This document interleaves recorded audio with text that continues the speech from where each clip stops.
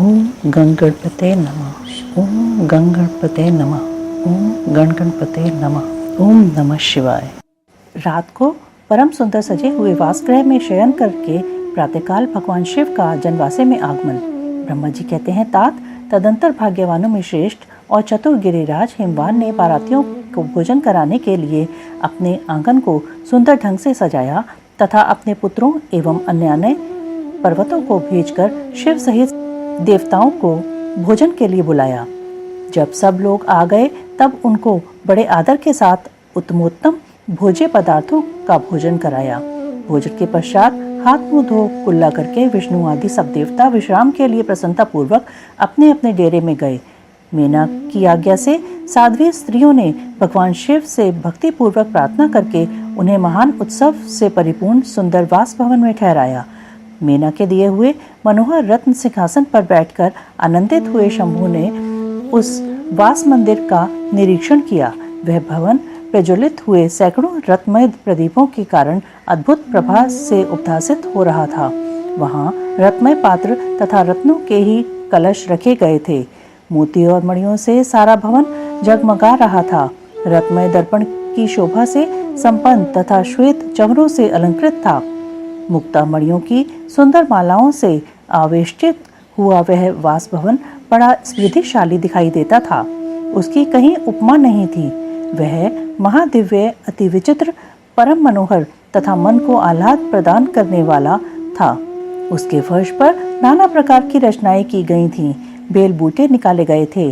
शिवजी के दिए हुए वर का ही महान एवं अनुपम प्रभाव दिखाता हुआ वह शोभाशाली भवन शिवलोक के नाम से प्रसिद्ध किया गया था। नाना प्रकार के सुगंधित श्रेष्ठ द्रव्यों से सुवासित तथा सुंदर प्रकाश से परिपूर्ण था। वहां चंदन और अगर की सम्मिलित गंध फैल रही थी। उस भवन में फूलों की सेज बिछी हुई थी। विश्वकर्मा का बनाया हुआ वह भवन नाना प्रकार के विचित्र चित्रों से सुसज्जित था।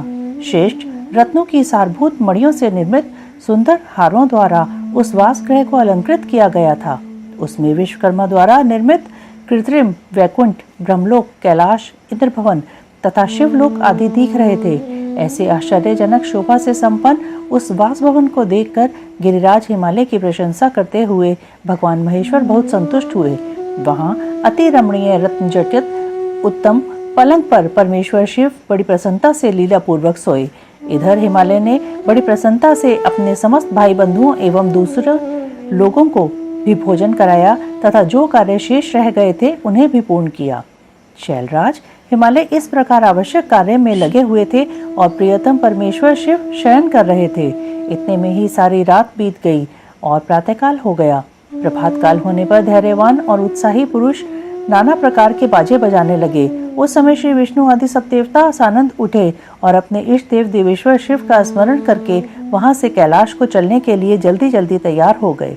उन्होंने अपने वाहन भी सुसज्जित कर लिए। तत्पश्चात धर्म को शिव के समीप भेजा। योग शक्ति से संपन्न धर्म नारायण की आज्ञा से वासगृह में पहुंचकर योगीश्वर शंकर से समुचित बात बोले। प्रमद गणों के स्वामी महेश्वर, उठिए उठिए, आपका कल्याण हो। आप हमारे लिए भी कल्याणकारी होइए। जनवासे में चलिए और वहां सब देवताओं को कृतार्थ कीजिए। धर्म की यह बात सुनकर भगवान महेश्वर हंसे। उन्होंने धर्म को दृष्टि से देखा और शैया त्याग दी। इसके बाद धर्म से हंसते हुए कहा, तुम आगे चलो, मैं भी वहां शीघ्र ही जाऊंगा, इसमें संशय नहीं है। भगवान शिव के ऐसा कहने पर धर्म जनवासे में गए। तत्पश्चात शंभू भी स्वयं वहां जाने को उद्यत हुए। यह जानकर महान उत्सव मनाती हुई स्त्रियां वहां आईं और भगवान शंभू के युगल चरणार विंदों का दर्शन करती हुई मंगल गान करने लगी। तदंतर लोकाचार का पालन करते हुए शंभू प्रातःकालिक कृत्य करके मीना और हिमालय की आज्ञा ले जनवासे को गए। मुने उस समय बड़ा भारी उत्सव हुआ। वेद मंत्रों की ध्वनि होने लगी और लोग चारों प्रकार के बाजे बजाने लगे। अपने स्थान पर आकर शंभू ने लोकाचारवश मुनियों को, विष्णु को और मुझको प्रणाम किया। फिर देवता आदि ने उनकी वंदना की। उस समय जय जयकार, नमस्कार तथा वेद मंत्रोच्चारण की मंगलदायिनी ध्वनि होने लगी। इससे सब ओर कोलाहल छा गया। चतुर्थी कर्म, बारात का कई दिनों तक ठहरना, सप्तऋषियों के समझाने से हिमालय का बारात को विदा करने के लिए राजी होना, मीना का शिव को अपनी कन्या सौंपना तथा बारात का पुरी के बाहर जाकर ठहरना। ब्रह्मा जी कहते हैं, तदंतर विष्णु आदि देवता तथा ऋषि कैलाश लौटने का विचार करने लगे। तब हिमालय ने जनवासे में आकर सबको भोजन के लिए निमंत्रित किया।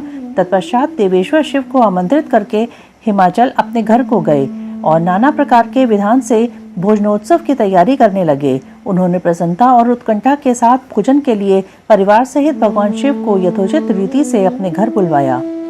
शंभू के, विष्णु के, मेरे, अन्य सब देवताओं के, मुनियों के तथा वहां आए हुए अन्य सब लोगों के भी चरणों को बड़े आदर के साथ धोकर उन सबको गिरिराज ने मंडप के भीतर सुंदर आसनों पर बिठाया। फिर अपने भाई बंधुओं को साथ लेकर उनके सहयोग से उन सब अतिथियों को नाना प्रकार के सरस पदार्थों द्वारा पूर्णतया तृप्त किया। मेरे, विष्णु के तथा शंभू के साथ सब लोगों ने अच्छी तरह भोजन किया। नारद विधिवत भोजन और आचमन करके तृप्त और प्रसन्न हुए सब लोग हिमालय से आज्ञा ले अपने अपने डेरे पर गए। मुनि इस प्रकार तीसरे दिन भी गिरिराज ने विधिवत दान, मान और आदर आदि के द्वारा उन सबका सत्कार किया। चौथा दिन आने पर शुद्धता पूर्वक सविधि चतुर्थी कर्म हुआ, जिसके बिना विवाह यज्ञ अधूरा ही रह जाता है। उस समय नाना प्रकार का उत्सव हुआ, साधुवाद और जय जयकार की ध्वनि हुई, बहुत से सुंदर दान दिए गए, भांति भांति के सुंदर गान और नृत्य हुए। पांचवें दिन सब देवताओं ने बड़े हर्ष और अत्यंत प्रेम के साथ शैलराज को सूचित किया कि अब हम लोग यहाँ से जाना चाहते हैं, आप आज्ञा प्रदान करें। उनकी यह बात सुन गिरिराज हिमवान हाथ जोड़कर बोले, देवगण, आप लोग कुछ दिन और ठहरें तथा मुझ पर कृपा करें। यूं कहकर उन्होंने स्नेह के साथ उन देवताओं को, भगवान शिव को, विष्णु को, मुझको तथा अन्य लोगों को बहुत दिनों तक ठहराया और प्रतिदिन विशेष आदर सत्कार किया। इस प्रकार देवताओं के वहां रहते हुए बहुत दिन बीत गए। तब उन सब ने गिरिराज के पास सप्तऋषियों को भेजा। सप्तऋषियों ने हिमवान और मीना से समयोचित बात कहकर उन्हें समझाया, परम शिव तत्व का वर्णन किया तथा प्रसन्नता पूर्वक उनके सौभाग्य की सराहना की। मुने उनके समझाने से गिरिराज ने बारात को विदा करना स्वीकार कर लिया। तत्पश्चात भगवान शंभू यात्रा के लिए उद्यत हो देवता आदि के साथ शैलराज के पास आए। देवेश्वर शिव देवताओं सहित कैलाश की यात्रा के लिए जब उद्यत हुए, उस समय मीना उच्च से रोने लगी और उन कृपा निधान से बोली।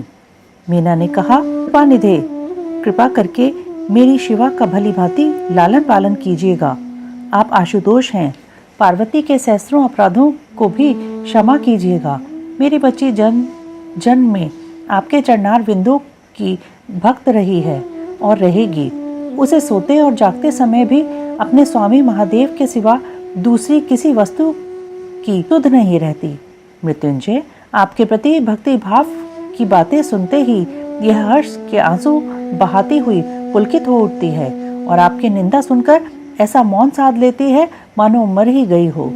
ब्रह्मा जी कहते हैं, नारद, ऐसा कहकर मेनका ने अपनी बेटी शिव को सौंप दी और उन दोनों के सामने ही उच्च स्वर से रोती हुई वह मूर्छित हो गई। तब महादेव जी ने मेना को समझाकर सचेत किया और उनसे विदा ले देवताओं के साथ महान उत्सव पूर्वक यात्रा की। वे सब देवता अपने स्वामी शिव तथा सेवक गणों के साथ चुपचाप कैलाश पर्वत की ओर प्रस्थित हुए।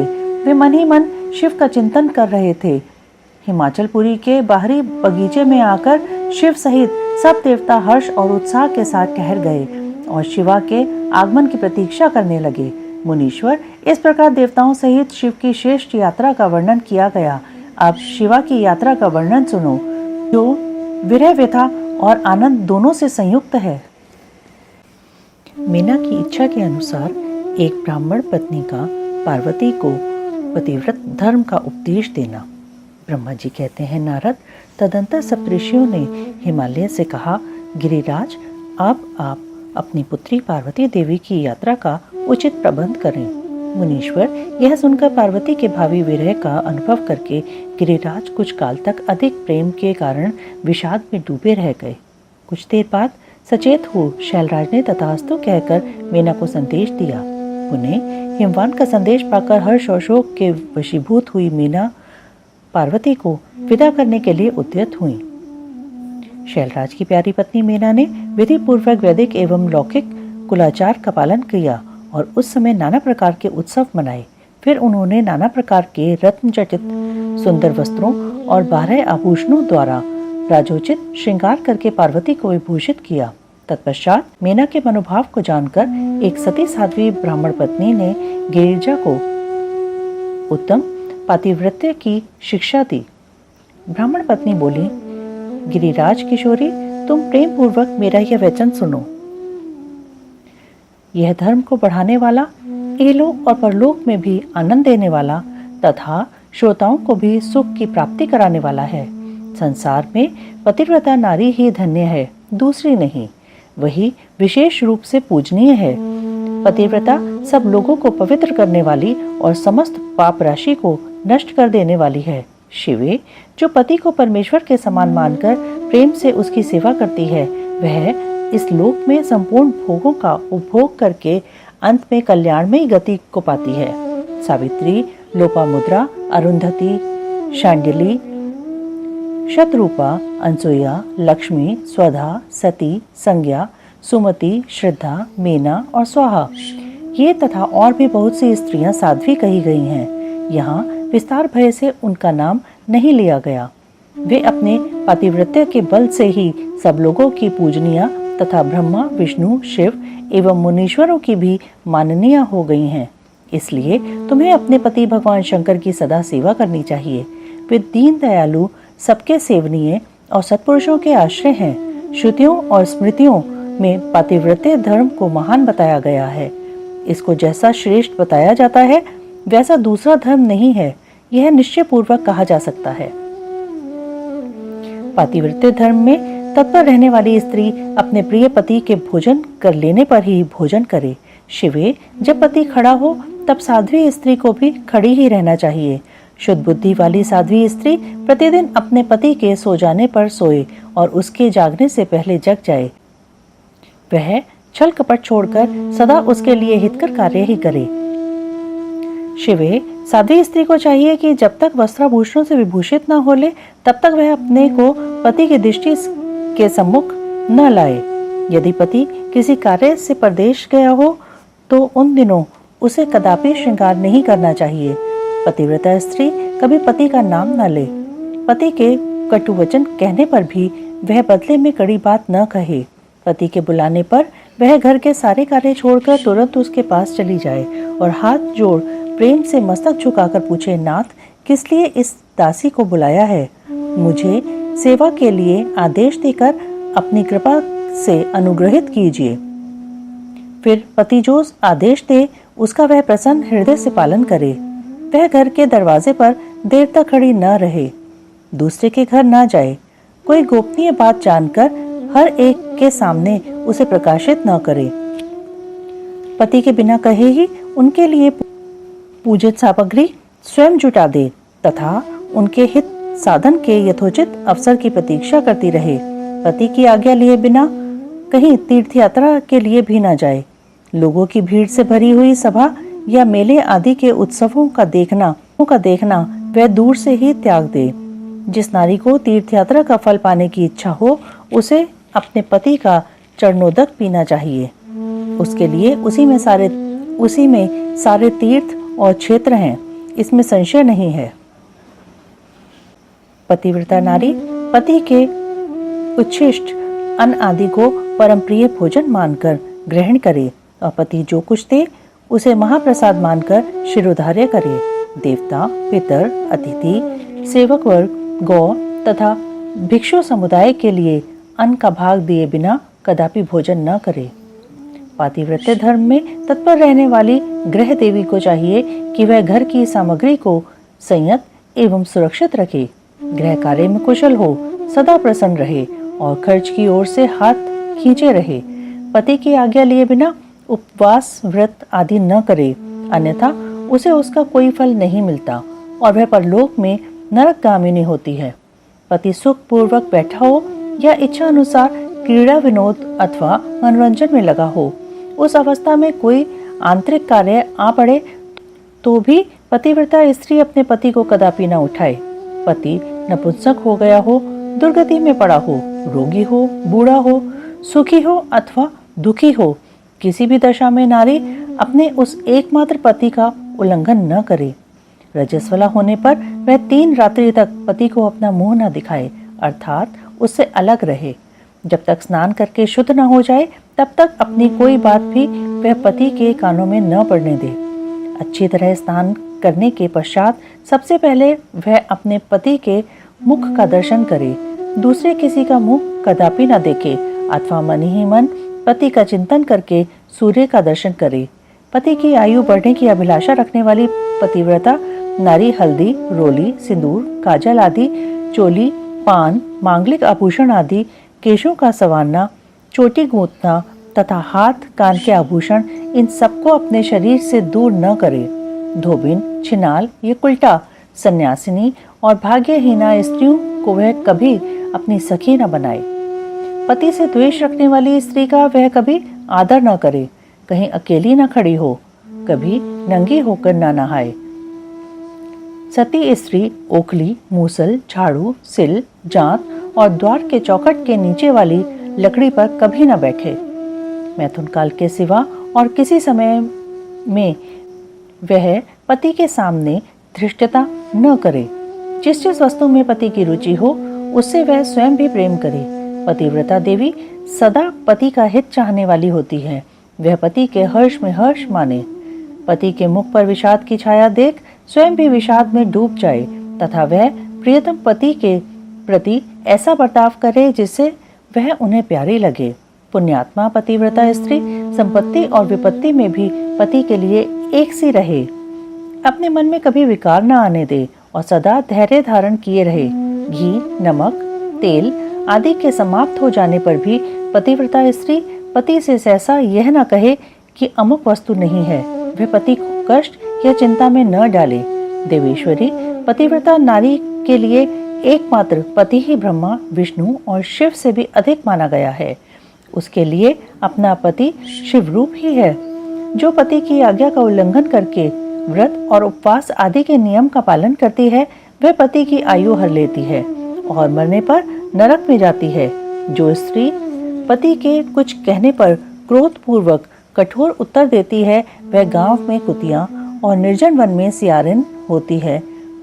नारी पति से ऊंचे आसन पर न बैठे, दुष्ट पुरुष के निकट न जाए और पति से कभी कातर वचन न बोले, किसी की निंदा न करे, कलह को दूर से ही त्याग दे, गुरुजनों के निकट न तो उच्च स्वर से बोले और न हंसे।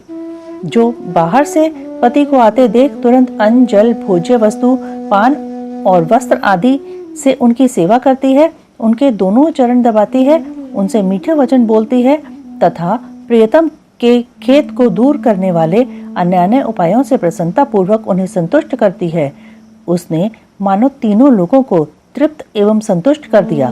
पिता, भाई और पुत्र परिमित सुख देते हैं परंतु पति असीम सुख देता है। अतः नारी को सदा अपने पति का पूजन, आदर, सत्कार करना चाहिए। पति ही देवता है, पति ही गुरु है और पति ही धर्म, तीर्थ एवं व्रत है। इसलिए सबको छोड़कर एकमात्र पति की ही आराधना करनी चाहिए। जो दुर्बुद्धि नारी अपने पति को त्याग कर एकांत में विचरती है वह वृक्ष के खोखले में शयन करने वाली क्रूर उलूकी होती है। जो पराये पुरुष को कटाक्षपूर्ण दृष्टि से देखती है, जो इच्छातानी देखने वाली होती है, जो पति को छोड़कर अकेले मिठाई खाती है, वह गांव में सुअरी होती है अथवा बकरी होकर अपनी ही विष्ठा खाती है। जो पति को तू कहकर बोलती है वह गूंगी होती है।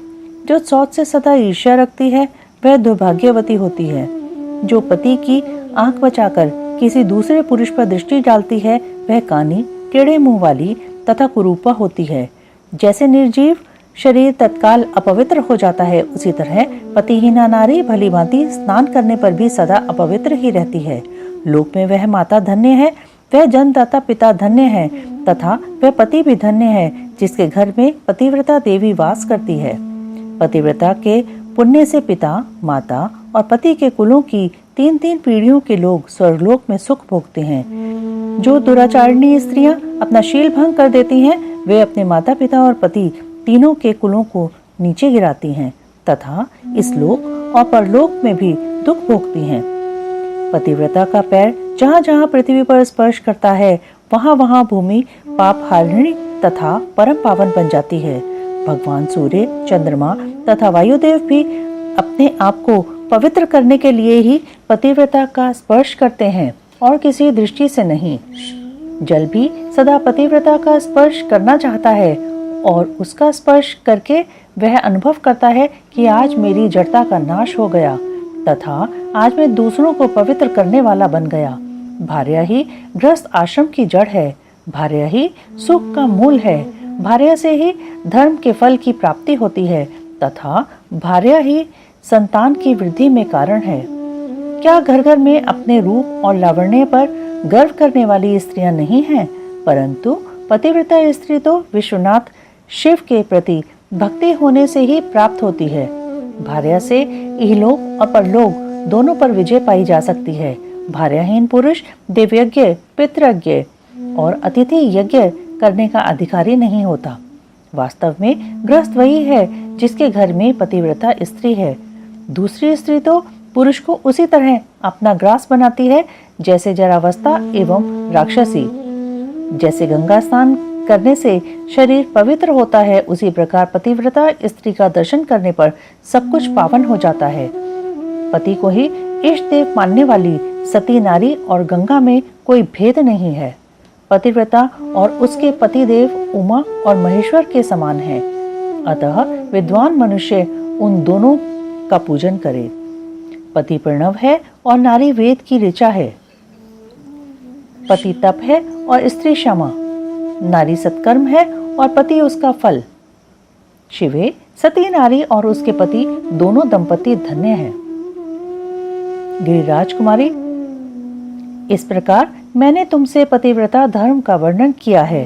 अब तुम सावधान हो। आज मुझसे प्रसन्नता पूर्वक पतिव्रता के भेदों का वर्णन सुनो। देवी, पतिव्रता नारियां उत्तमा आदि भेद से 4 प्रकार की बताई गई हैं, जो अपना स्मरण करने वाले पुरुषों का सारा पाप हर लेती हैं। उत्तमा, मध्यमा, निकृष्टा और अति निकृष्टा, ये पतिव्रता के 4 भेद हैं। अब मैं इनके लक्षण बताती हूँ, ध्यान देकर सुनो। भद्रे, जिनका मन सदा स्वप्न में भी अपने पति को ही देखता है, दूसरे किसी पुरुष को नहीं, वह स्त्री उत्तमा या उत्तम श्रेणी की पतिव्रता कही गई है। शैलजे, जो दूसरे पुरुष को उत्तम बुद्धि से पिता, भाई एवं पुत्र के समान देखती है, उसे मध्यम श्रेणी की पतिव्रता कहा गया है। पार्वती, जो मन से अपने धर्म का विचार करके व्यभिचार नहीं करती, सदाचार में ही स्थित रहती है, उसे निकृष्टा अथवा निम्न श्रेणी की पतिव्रता कहा गया है। जो पति के भय से तथा कुल में कलंक लगने के डर से व्यभिचार से बचने का प्रयत्न करती है, उसे पूर्व काल के विद्वानों ने अति निकृष्टा अथवा निम्नतम कोटि की पतिव्रता बताया है। शिवे, ये चारों प्रकार की पतिव्रताएं समस्त लोकों का पाप नाश करने वाली और उन्हें पवित्र बनाने वाली हैं। अत्रि की स्त्री अनसुईया ने ब्रह्मा, विष्णु और शिव इन तीनों देवताओं को प्रार्थना से पतिव्रते के प्रभाव का उपभोग करके वाराह के शाप से मरे हुए एक ब्राह्मण को जीवित कर दिया था। शैल कुमारी शिवे, ऐसा जानकर तुम्हें नित्य प्रसन्नता पूर्वक पति की सेवा करनी चाहिए। पति सेवन सदा समस्त अभीष्ट फलों को देने वाला है। तुम साक्षात जगदम्बा महेश्वरी हो और तुम्हारे पति साक्षात भगवान शिव हैं। तुम्हारा तो चिंतन मात्र करने से स्त्रियां पतिव्रता हो जाएंगी। देवी, यद्यपि तुम्हारे आगे यह सब कहने का कोई प्रयोजन नहीं है, तथापि आज लोकाचार का आश्रय ले मैंने तुम्हें सती धर्म का उपदेश दिया है। ब्रह्मा जी कहते हैं, नारद, ऐसा कहकर वह ब्राह्मण पत्नी शिवा देवी को मस्तक झुका चुप हो गई। इस उपदेश को सुनकर शंकर प्रिया पार्वती देवी को बड़ा हर्ष हुआ। शिव पार्वती तथा उनकी बारात की विदाई। भगवान शिव का समस्त देवताओं को विदा करके कैलाश पर रहना और पार्वती खंड के श्रवण की महिमा। ब्रह्मा जी कहते हैं, नारद, ब्राह्मणी ने देवी पार्वती को पतिव्रत धर्म की शिक्षा देने के पश्चात मीना को बुलाकर कहा, महारानी जी, अब अपनी पुत्री की यात्रा कराइए, इसे विदा कीजिए। तब बहुत अच्छा कहकर वह प्रेम के वशीभूत हो गईं। फिर धैर्य धारण करके उन्होंने काली को बुलाया और उसके वियोग के भय से व्याकुल हो वे बेटी को बारंबार गले से लगाकर अत्यंत उच्च स्वर से रोने लगीं। फिर पार्वती भी करुणाजनक बात कहती हुई जोर जोर से रो पड़ी।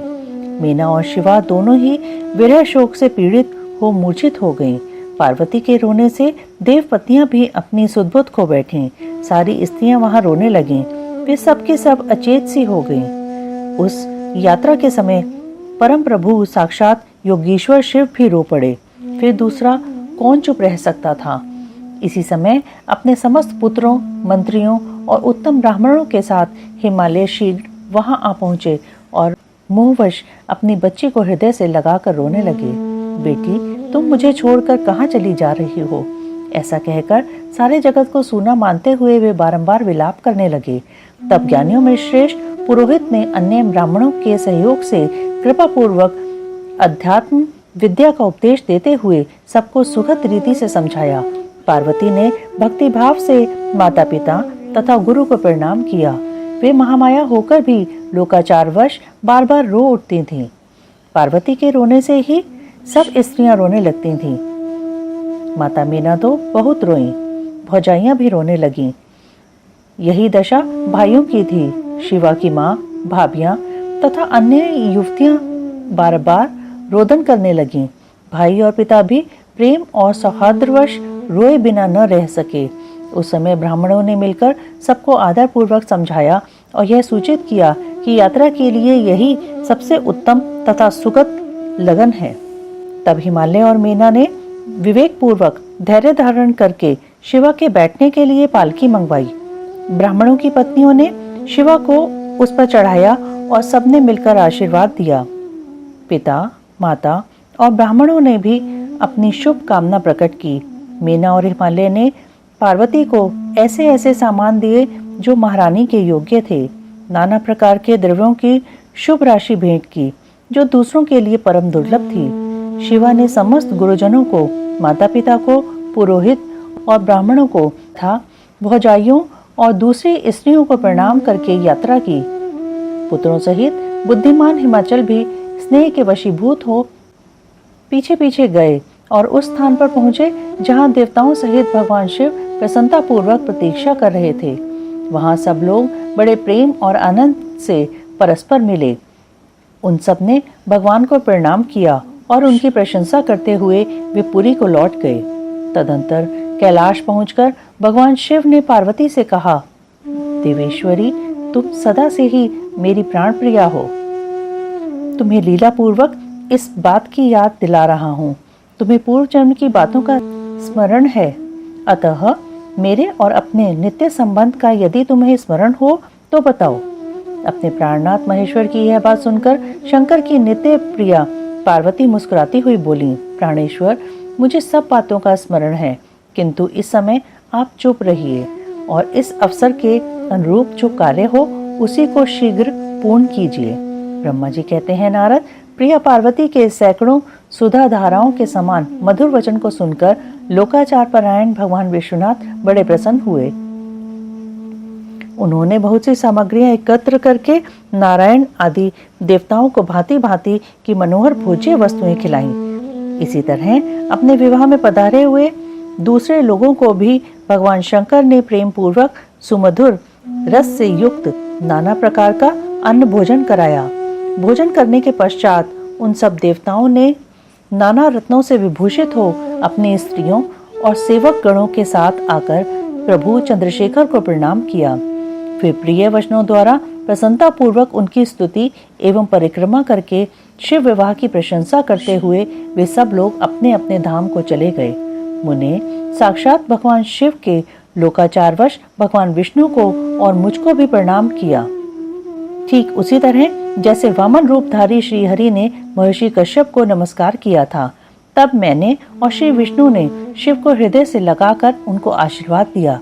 तदंतर श्री हरि ने उन्हें परब्रह्म परमात्मा मानकर उनकी उत्तम स्तुति की। इसके बाद मेरे सहित भगवान विष्णु शिव से विदा ले शिवा और शिव को प्रसन्नता पूर्वक हाथ जोड़ उनके विवाह की प्रशंसा करते हुए अपने उत्तम धाम को गए। भगवान शिव भी पार्वती के साथ आनंद विहार करते हुए अपने निवासभूत कैलाश पर्वत पर रहने लगे। समस्त शिवगणों को इस विवाह से बड़ा सुख मिला। वे अत्यंत भक्ति पूर्वक शिवा और शिव की आराधना करने लगे। तात, इस प्रकार मैंने परम मंगलमय शिव विवाह का वर्णन किया। यह शोकनाशक, आनंददायक तथा धन और आयु की वृद्धि करने वाला है। जो पुरुष भगवान शिव और शिवा में मन लगाकर पवित्र हो प्रतिदिन इस प्रसंग को सुनता अथवा नियम पूर्वक दूसरों को सुनाता है, वह शिव लोक प्राप्त कर लेता है। यह अद्भुत आख्यान कहा गया जो मंगल का आवास स्थान है। यह संपूर्ण विघ्नों को शांत करके समस्त रोगों का नाश करने वाला है। इसके द्वारा स्वर्ग, यश, आयु तथा पुत्र और पौत्रों की प्राप्ति होती है। यह संपूर्ण कामनाओं को पूर्ण करता है। इस लोक में भोग देता और परलोक में मोक्ष प्रदान करता है। इस शुभ प्रसंग को सुनने से अब मृत्यु का शमन होता है और परम शांति की प्राप्ति होती है। यह समस्त दुःस्वप्नों का नाश कर तथा बुद्धि एवं विवेक आदि का साधक है। अपने शुभ की इच्छा रखने वाले लोगों को शिव संबंधी सभी उत्सवों में प्रसन्नता के साथ प्रयत्न पूर्वक इसका पाठ करना चाहिए। यह भगवान शिव को संतोष प्रदान करने वाला है। विशेषतः देवता आदि की प्रतिष्ठा के समय तथा शिव संबंधी सभी कार्यों के प्रसंग में प्रसन्नता पूर्वक इसका पाठ करना चाहिए अथवा पवित्र हो शिव पार्वती के इस कल्याणकारी चरित्र का श्रवण करना चाहिए। ऐसा करने से समस्त कार्य सिद्ध होते हैं।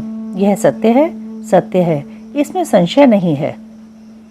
रुद्र संहिता का पार्वती खंड संपूर्ण। ओम नमः शिवाय, ओम नमः शिवाय, ओम नमः शिवाय।